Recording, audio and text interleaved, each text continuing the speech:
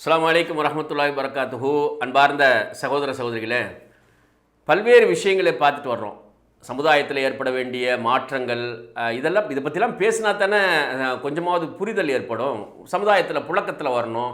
எந்தெந்த விஷயங்களில் நம்ம கூடுதல் கவனம் செலுத்தணும் அப்படிங்கிறது வந்துட்டு பேசிக்கிட்டே இருக்கணும். யாருக்கு விருப்பம் இருக்குதோ விரும்பலையோ, கேட்குறாங்களோ கேட்கலையோ, பேசிக்கிட்டே இருக்கிறதுக்கு ஒரு வாய் இருக்கணுமா வேணாமா, சொல்லிக்கிட்டே இருக்கணுமா வேணாமா, எங்கேயாவது ஒரு இடத்துல 1-2 பிடிச்சி வந்தால் போதுமே, மாற்றம் வந்துடுமே.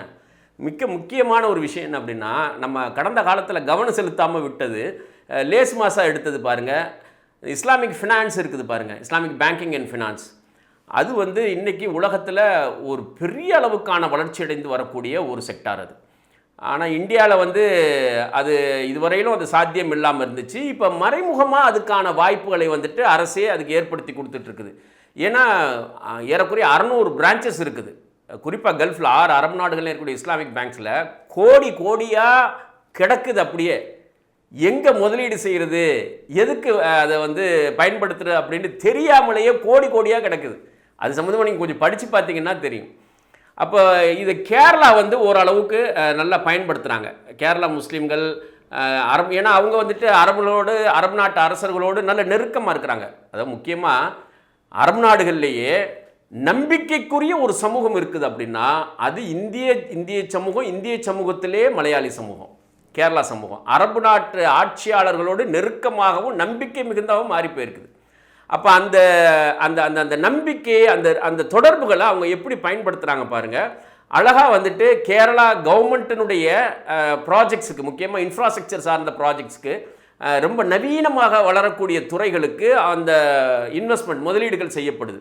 இந்த இஸ்லாமிக் பேங்கிங்லேருந்து இஸ்லாமிக் ஃபினான்ஸ் முதலீடு செய்யப்படுது. இன்ஃப்ராஸ்ட்ரக்சர் அது எல்லாமே ஹலால் ஓரியன்டான ப்ராஜெக்ட்ஸ் தானே. அப்போ அந்த ஹலாலான ப்ராஜெக்ட்ஸுக்கு இன்வெஸ்ட் பண்ணப்படுது, எக்கச்சக்கமாக இன்வெஸ்ட் பண்ணப்படுது. நம்ம என்ன பண்ணிட்டோம் அப்படின்னு சொன்னால், இங்கேருந்து தமிழ்நாட்டை சேர்ந்த மக்கள் அங்கே இருந்தால் கூட இந்த கவர்மெண்ட்டுக்கு நெருக்கத்தை ஏற்படுத்தி விடணும், அரபு உலக ஆட்சியாளர்களை தமிழகத்துக்கு கொண்டுட்டு வந்து நெருக்கத்தை இந்த மாதிரியான விஷயங்களில் நம்ம வந்து கூடுதல் கவனம் செலுத்தாமல் இருந்துட்டோம். அப்போ ரொம்ப முக்கியமாக தமிழ்நாடு அரசு $1 trillion எக்கானமியை நோக்கி போகிறதுக்கும் உதவியாக இருக்கிறது. ரெண்டாவது, நான் ஏற்கனவே சொன்ன மாதிரி இந்த லெதர் இண்டஸ்ட்ரி இருக்குது பாருங்கள், அந்த மாதிரி இண்டஸ்ட்ரியெலாம் நவீன காலத்துக்கு ஏற்றவாறு டெவலப் பண்ணுறதுக்கும் இன்வெஸ்ட்மெண்ட்டு தேவை. அதுக்கு இஸ்லாமிக் பேங்கிங் அண்ட் ஃபினான்ஸை வந்து நம்ம சரியாக பயன்படுத்தணும் அப்படின்னா தமிழ்நாட்டில் மகத்தான பொருளாதார வளர்ச்சி ஏற்படும்.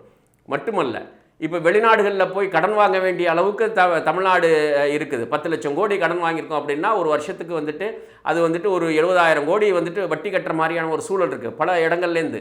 இப்போ இதெல்லாம் குறைய ஆரம்பித்தோம். ஏன்னா அது வட்டி சார்ந்த முதலீடு கிடையாது, அது ப்ராஃபிட் அண்ட் லாஸ் ஷேரிங்கில் வரக்கூடியது. இந்த பப்ளிக் ப்ரைவேட் பார்ட்னர்ஷிப்பில் வரக்கூடிய இன்வெஸ்ட்மெண்ட்டு தான் நிறையா. அது அங்கே கேரளா கவர்மெண்ட் கரெக்டாக அதை பயன்படுத்துது. அப்போ இஸ்லாமிக் பேங்கிங் அண்ட் ஃபினான்ஸினுடைய அந்த இன்வெஸ்ட்மெண்ட்டை தமிழ்நாட்டினுடைய ப்ராஜெக்ட்டுக்கு கொண்டுட்டு வர்றதுக்கும், அதே மாதிரி முஸ்லீம்களுக்கு அந்த வக்ஃபு சொத்துக்கள் இருக்குது பாருங்கள். இப்போ அந்த வக்ஃபு சொத்துக்களை வந்துட்டு டெவலப் பண்ணுறதுக்கு, கமர்ஷியலாக டெவலப் பண்ணுறதுக்கு ஃபண்ட் இல்லை. ஒரு ஊர்லேயும் 2 ஏக்கர் 3 ஏக்கர் 5 ஏக்கர் 10 ஏக்கர் நிலம் கிடக்குது. அந்த நிலத்தை வச்சு என்ன செய்கிறது? அது ஒரு கல்வி நிறுவனம் ஆரம்பிக்கணும்னா காசு இல்லை, அது ஒரு கமர்ஷியல் பில்டிங் கட்டணும்னா காசு இல்லை, அதில் ஒரு கல்யாண மண்டபம் கட்டணும்னா காசு இல்லை. இப்போ இந்த மாதிரி வக்ஃபு டெவலப்மெண்ட்டுக்கும் இஸ்லாமிக் பேங்கிங் அண்ட் ஃபினான்ஸினுடைய இன்வெஸ்ட்மெண்ட்டு வர்றதுக்கு வாய்ப்பு இருக்குது. முன்னால் இருந்த மாதிரி இல்லை. இப்போ இந்தியன் கவர்மெண்ட் வந்துட்டு கொஞ்சம் லிபரலாக வந்துட்டு நான் பேங்கிங் ஃபினான்ஸ் கார்பரேஷன் பாருங்கள், அதாவது வங்கி சாரா நிதி அமைப்பு, அதன் மூலமாக சில இன்டைரக்டாகவும் வர்றதுக்கு உண்டான வாய்ப்புகளையும் திறந்திருக்கு. அந்த மாதிரி தான் கேரளாவில் இந்த சேர்மான் ஃபினான்ஷியல் சர்வீஸ்ன்னு ஒரு அமைப்பு அரசே உருவாக்கி அதுக்கு உண்டான வாய்ப்புகளை ஏற்படுத்தி கொடுத்துருக்குது. இப்போ நமக்கு சாதகமான அரசு தமிழ்நாடு அரசு, முஸ்லீம் சமுதாயத்துக்கு பொதுவாக ஜனநாயக அரசு, அதில் மாற்று கருத்துக்கள் இல்லை. பொருளாதார வளர்ச்சிக்கு முழுமையாக ஊக்கம் தரக்கூடிய அரசு. அடுத்த இன்ஷால்லா அந்த ஆட்சியை அமைகின்ற போது அந்த பொருளாதார வளர்ச்சிக்கு முதுகெலும்பாக இருக்கக்கூடிய இந்த முதலீடுகளை கொண்டுட்டு வர்றதுக்கு நம்மள்கிட்ட யார் இருக்கா? எங்கே அதுக்கான ஆளை உருவாக்கணும்? விட்டுட்டோமே. இதுதான் வந்து திட்டமிட்டு குறிவைத்து சில ஏரியாக்களில் எக்ஸ்பர்ட்ஸை உருவாக்கணும், வல்லுநர்களை உருவாக்கணும், ஸ்காலர்ஸை உருவாக்கணும். இப்போது 2 கல்வியும் இணைக்கப்பட்ட மதரசாக்கள் இருக்குது பாருங்கள். புகாரியா இருக்குது, பிலாலியா இருக்குது, திண்டுக்கல்ல இருக்குது, பைத்துல் ஹிக்மா இருக்குது. இந்த மாதிரியான 2 கல்வியும் இணைக்கப்பட்ட மதரசாக்களில் அவங்க வந்து டிகிரி வந்துட்டு ஃபினான்ஸில், எக்கனாமிக்ஸில், காமர்ஸில் முடிச்சுட்டு மலேசியா இஸ்லாமிக் யூனிவர்சிட்டியில் மாஸ்டர் டிகிரி பண்ணுறது, அல்லது அங்கே வந்துட்டு யூஜிக்கே போகிறது, இஸ்லாமிக் எக்கனாமிக்ஸில், அதுக்கப்புறம் இஸ்லாமிக் பேங்கிங் அண்ட் ஃபினான்ஸில் பிஹெச்டி பண்ணுறது. இது என்ன பண்ணும் அப்படின்னு சொன்னால், அவங்க ஷரியத்தையும் படிச்சிருக்கிறாங்க, ஷரியாவையும் முடிச்சிருக்கிறாங்க, இஸ்லாமிக் எக்கனாமிக்ஸையும் முடிச்சிருக்கிறாங்க, பேங்கிங் அண்ட் ஃபினான்ஸில் பிஹெச்டியும் பண்ணியிருக்கிறாங்க. அப்படின்னா அந்த இஸ்லாமிக் பேங்க்ஸ் இருக்குது பாருங்கள், கல்ஃபில் இருக்கக்கூடிய பேங்க்ஸினுடைய ஷரியா கவுன்சிலில் போக ஒரு குறிப்பிட்ட காலத்திலேயே அதில் கொஞ்சம் கொஞ்சம் பயணித்தாங்க, தன்னுடைய ஆற்றலை பெருக்கிக்கிட்டாங்கன்னா ஷரியா கவுன்சிலில் போய் உட்காந்துருவாங்க. அதுக்கான பாடத்திட்டங்களை இந்த மதரசாக்கள்லேயே நம்ம சொல்லிக் கொடுக்கணும். குறிப்பாக நம்முடைய வரலாற்று, இஸ்லாமிய வரலாற்று வந்து இமாம்களுடைய பொருளாதார கிதாபுகள் இருக்குது பாருங்கள். இமாம் அபு யூசுஃபினுடைய அல் ஹரஜ் கிதாப், இமாம் அபு நிஃபியோடைய மாணவர், அதுதான் ரொம்ப முக்கியமான மூலாதாரமான கிதாபு. அதையெல்லாம் தான் நம்ம வந்துட்டு தொடாமல் விட்டுட்டோமே. அப்போ அது இமாம் கஸ்ஸாலியினுடைய பொருளாதார எழுத்துக்கள், அவங்களுடைய நூல்கள், இமாம் இப்னு தைமியாவுடைய நூல்கள், இப்னு ஹல்தூனுடைய நூல்கள், இப்போ இருக்கக்கூடிய முஃப்தி தக்கி உஸ்மானி அவர்களுடைய நூல்கள், இமாம் அபுலாலா மௌதூதியினுடைய நூல்கள், இந்த விஷயங்கள் எல்லாத்தையும் கற்றுக் கொடுத்து இலக்கு நிர்ணயிக்கணும். நீ இஸ்லாமிக் ஃபினான்ஸினுடைய ஒரு மகத்தான ஸ்காலராக உருவாகி போகணும். ஹரஜ் இருக்குது பாருங்கள், அந்த கித்தாபு தான் ரொம்ப ரொம்ப மூலாதாரமான கித்தாபு. அப்போ அதையெல்லாம் நம்ம சொல்லிக் கொடுத்து இஸ்லாமிய பொருளாதாரம்னா என்ன, நிதியியல் கொள்கை என்ன, பணப்பரிவர்த்தனை என்ன, உசூலுல் ஃபிக்ஹ் இருக்குது பாருங்கள், அந்த பாடத்தில் இன்டெப்த்தான நாலேஜ் கொடுத்து மாடர்ன் எஜுகேஷனையும் இங்கிலீஷ் லாங்குவேஜில் திறன் பெற்றவர்களாக இன்றைக்கி இருக்கக்கூடிய பேங்கிங் சிஸ்டம் என்ன, இது எல்லாத்தையும் நம்ம இங்கேயே சொல்லிக் கொடுத்து, இஸ்லாமிக் யூனிவர்சிட்டி தான் உலகத்திலே நம்பர் 1 இதில், அதில் நம்ம வருஷத்துக்கு ஒரு மதரசாலேருந்து ஒரு 2 பேர்த்தை நம்ம அனுப்பிச்சோம்னா போதும். ஒரு குறிப்பிட்ட காலத்தில் 5 வருஷம் 10 வருஷத்தில் மகத்தான ஸ்காலர்ஸ் உருவாகி வந்துடுவாங்க. அதனுடைய ஃப்யூச்சரில் தமிழ்நாடு அரசுக்கும் இஸ்லாமிக் பேங்க்ஸுக்குமான தொடர்பு, இன்வெஸ்ட்மெண்ட் கம்பெனிஸுக்குமான தொடர்பை ஏற்படுத்தி விடுவாங்க. அப்போ தமிழ்நாட்டினுடைய பொருளாதார வளர்ச்சிக்கு அது ஆதாரமாக மாறும். அதே மாதிரி வக்ஃபு சொத்துக்களை மேம்படுத்துறதுக்கு ஆதாரமாக மாறும். அதே மாதிரி புதிய புதிய தொழில் மேனுஃபேக்சரிங் இண்டஸ்ட்ரி உருவாக்குறதுக்கு, குறிப்பாக லெதர் டெக்னாலஜி இருக்குது பாருங்கள், இந்த டேனரிஸையும் லெதர் டெக்னாலஜியும் கொஞ்சம் ஆர்கானிக் மெத்தடாலஜியில் மாற்றி வரும்போது அதை டெவலப் பண்ணுறதுக்கான இன்வெஸ்ட்மெண்ட்டுக்கு இஸ்லாமிக் பேங்கிங் அண்ட் ஃபினான்ஸ் தயாராக இருக்குது. ஆனால் அதை வந்து பிரிட்ஜ் ஏற்படுத்தி கொடுக்கக்கூடிய ஸ்காலர்ஸ் நம்மள்கிட்ட இல்லை. அந்த ஸ்காலர்ஸையும் இது ஆர்கானிக் மெத்தடாலஜியில் மாற்றக்கூடிய சயின்டிஸ்டையும் தான் நம்ம உருவாக்கி எடுக்கணும். அதை உருவாக்கணும்னா அற்புதமான வாய்ப்பாக போயிடும். அதனால் 2 கல்வியும் இணைக்கப்பட்ட மதரசாக்கள், அதெல்லாம் வந்துட்டு அரபு மொழியோடு சேர்த்து பட்டதாரி ஆகி வர்றாங்க பாருங்கள், அவங்களுக்கும் இல்லை நான் +2 முடிச்சுட்டு என் பையனை சேர்க்கறதுக்கு வாய்ப்பு இருக்குது அப்படின்னு சொல்கிறவங்க இஸ்லாமிக் எக்கனாமிக்ஸ் 4 வருஷம் அங்கே பேச்சுலர் டிகிரி, அது 3 வருஷத்துலேயே முடிச்சிடலாம்.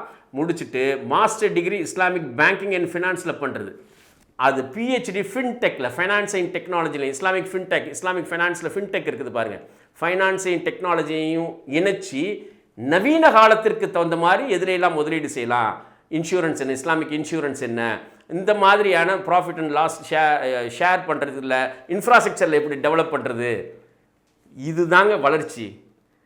அப்போ நம்ம தொழிலை கட்டமைச்சு எடுக்கணும், அதுக்கான முதலீடுகளுக்கான வாய்ப்பை ஏற்படுத்தி கொடுக்கணும், அரசாங்கத்தினுடைய அந்த முயற்சிகளுக்கும் உறுதுணையாகவும் இருக்கணும்.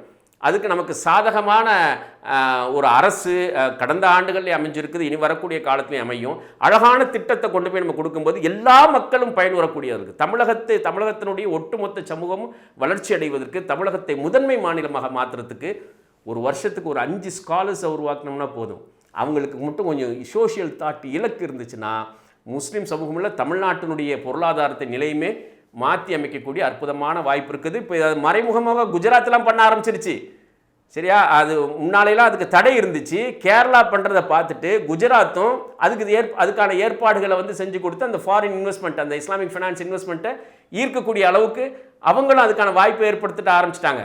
அப்போ இது செஞ்சு கொடுக்க வேண்டிய இடத்துல நம்ம இருக்கிறோம். அதுக்கான ஸ்காலர்ஸ் இல்லை. உங்கள் பிள்ளைகளை நீங்கள் உருவாக்கி எடுங்க, சரியா? கற்றுக் கொடுக்குறதுக்கு புகாரியா இருக்குது, பைத்துல் ஹிக்மா இருக்குது, அதே மாதிரி பிலாலியா இருக்குது, திண்டுக்கல்ல இருக்குது, திருச்சியில் இருக்குது, சலாமியான்னு சொல்லி அந்த மதரசா இருக்குது. 2 கல்வியும் இணைக்கப்பட்ட மதரசாக்கள்லேருந்து இலக்கு நோக்கியவர்கள் உருவாகி வரும்போது குறுகிய காலத்தில் இது சாத்தியப்பட்டுரும். இதைத்தான் நம்ம செய்யணும். இதுதான் ஆற்றல் படுத்து. இதெல்லாம் நம்முடைய முதன்மையான வேலை.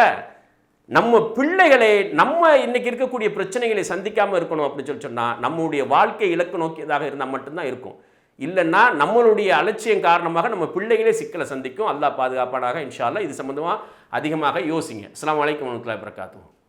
அருமையான பெருமக்களே, தமிழக முஸ்லிம் உம்மத்தில் அறிவியல் தொழில்நுட்ப ஆராய்ச்சியாளர்களையும் சர்வதேச சட்டம் படித்த வல்லுநர்களையும் உருவாக்கும் திட்டத்தில் தகுதியுள்ள மாணவர்களின் ஆராய்ச்சி கல்விக்கான முழு கட்டணத்தையும் தமிழ்நாடு முஸ்லிம் கல்வி இயக்கம் செலுத்தி வருகிறது.